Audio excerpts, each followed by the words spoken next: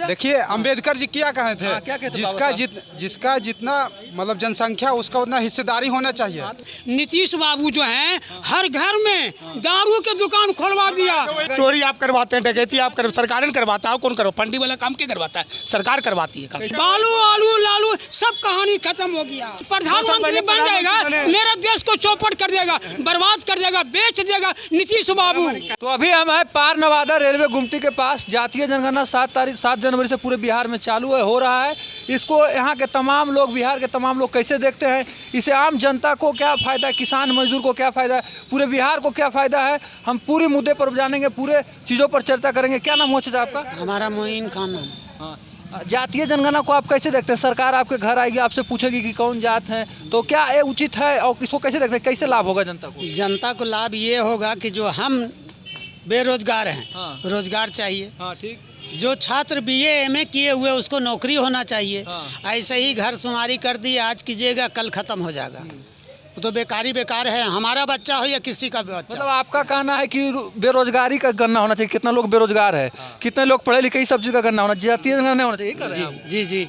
इससे क्या लाभ होगा? जातीय जनगणना से लोग घूम रहे हैं, इससे क्या लाभ देखते हैं आप?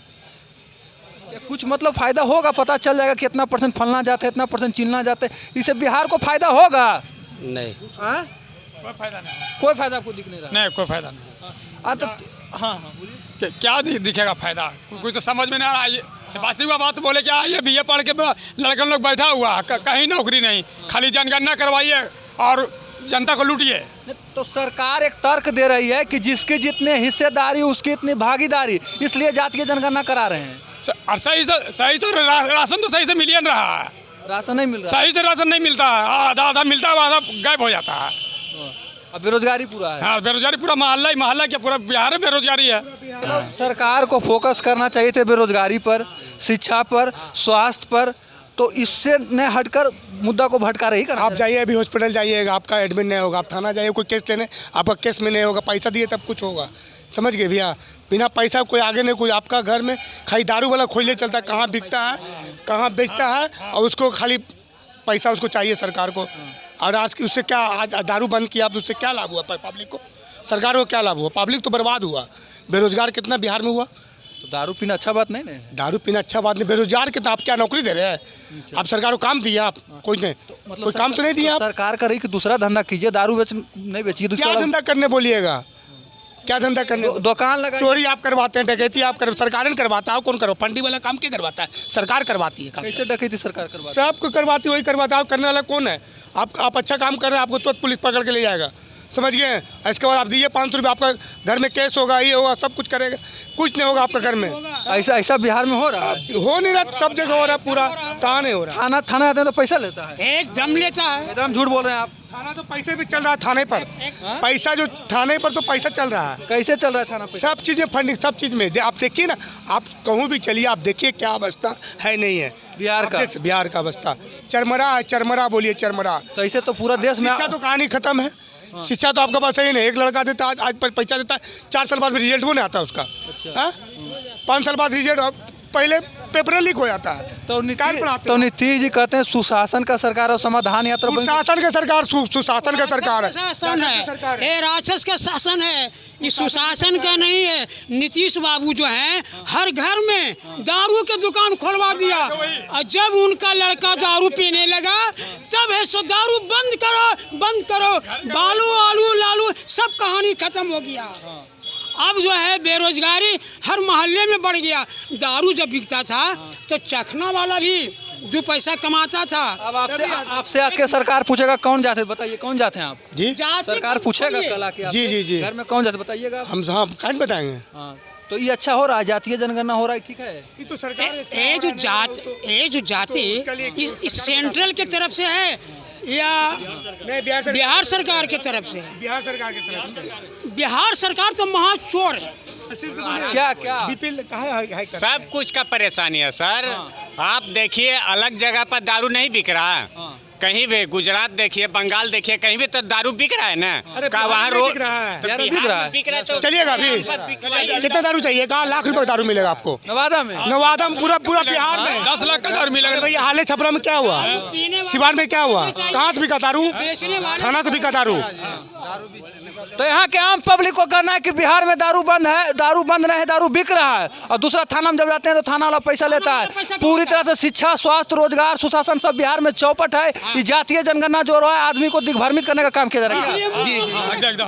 हाँ, एकदम। इसलिए मुख्यमंत्री को बदली होना चाहिए। ये ऐसा बेरोजगारी नहीं चाहिए। तो आज तो नीतीश जी आपका प्रधानमंत्री कल बनने की तैयारी में है। कब बनवे किए? इसका पहले न बने। उन प्रधानमंत्री बन जाएगा, मेरा देश को चौपट कर देगा, बर्बाद कर देगा, बेच देगा नीतीश बाबू। तो नीतीश जी कल प्रधानमंत्री कैंडिडेट हैं, तुमको वोट नहीं दीजिएगा आप लोग? अरे भैया तू प्रधानमंत्री कुछ दिन पहले न बने हो, अच्छा, अभी राष्ट्रपति बने, सब तो बनवे कर रहे हो। नरेंद्र कुमार। मोदी हाँ, उनको कोई चीज बाकी है? सब मंत्री में वही है, ये है। अब कोई नहीं बिहार में, पूरा इंडिया का मंत्री वही है, नीतीश कुमार। नहीं तो राशन डीलर नहीं है दे रहा, आपका स्कूल में पढ़ाई हो ही नहीं रहा है। थाना जाते हैं तो पैसा लेवे करते तो वोटवा काल देते हैं। बिहार में जब आता विधानसभा चुनाव वोट नहीं दीजिए, वोट काल देते हैं। वोट जब क्या किया जाएगा, मोहल्ला में जब रहना है तो सब मिल ही के रहना। तो सरकार का हल आप लोग बना रहे हैं, जब कुछ कर रहे हैं हो ही नहीं रहा है, कुछ नहीं हो रहा है। कुछ नहीं हो रहा है। क्या कुछ नहीं हो रहा? जरूरी है ना भाई जी, जातीय जनगणना जरूरी है। भेड़ बकरी गिना रहा है तो आदमी नहीं गिनाएगा, जाति नहीं गिनाएगा।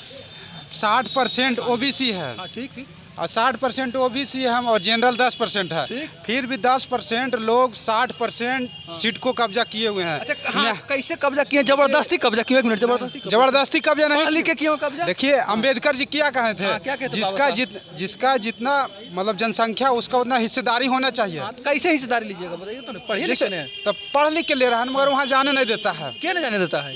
वहाँ जो बैठे हुए हैं, जो बड़े बड़े लोग बैठे हुए हैं, हाँ। जो हाई कोर्ट में, सिविल कोर्ट में, सब मतलब उच्च जनरल कास्ट के हैं, तो ओबीसी, एससी, गरीब लोग को कभी घुसने ही नहीं देते हैं, पहुँचने नहीं देते हैं। ठीक है, एक बहुत बढ़िया सवाल।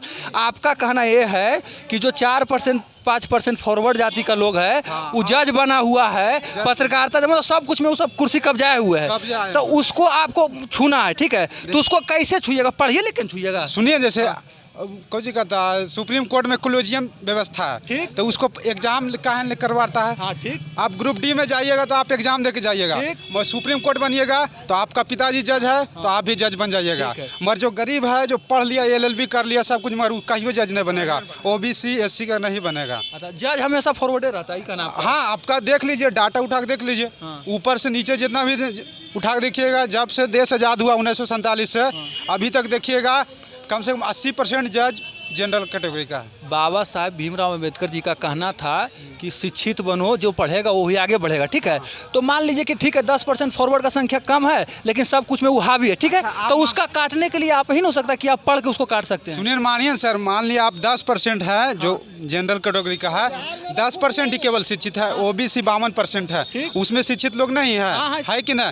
फिर भी वो उस स्थान पर नहीं कैसे हो रहा है? सरकार 30 साल से बिहार में ओबीसी का है, ठीक है? उसके बाद भी काहे ने मतलब कि ओबीसी का उत्थान हो रहा है, SC/ST का उत्थान हो रहा है, कौन दोषी है? तो इसीलिए तो सरकार करा रहे जातीय जनगणना। 30 साल से लालू जी का सरकार है, लालू जी का कहना था कि हम SC/ST OBC का उत्थान किए हैं, तो 30 साल से जब नहीं उत्थान हुआ है तो अभी जातीय जनगणना होगा तो उत्थान होगा? हाँ होगा जी, जैसे मान लिया गिनाएगा कि मतलब इसमें इतना यादव इतना % है, कोयरी इतना % है, कुशवाहा है इतना % है, कुर्मी इतना % है, अत्यंत पिछड़ा इतना है, SC कैटेगरी इतना है, तो इसके लिए इतना रिजर्वेशन की व्यवस्था किया जाएगा। तो अभी बहुत बढ़िया, अच्छा बातचीत। क्या नाम हुआ आपका? नाम रोशन कुमार। कहाँ के रहने वाले हैं? देवनपुरा गाँव है, यहाँ पे लेके पढ़ते हैं। चलिए, तर्क बेसिस आप कुछ अच्छा बात किए। तो ये थे रोशन जी, इनसे बात किए जातीय जनगणना पर। बातचीत कैसा लगा कमेंट करके बताएंगे, वीडियो को शेयर करेंगे, लाइक करेंगे। आप देखते हैं मघी आवाज़, मैं सन्नू, धन्यवाद।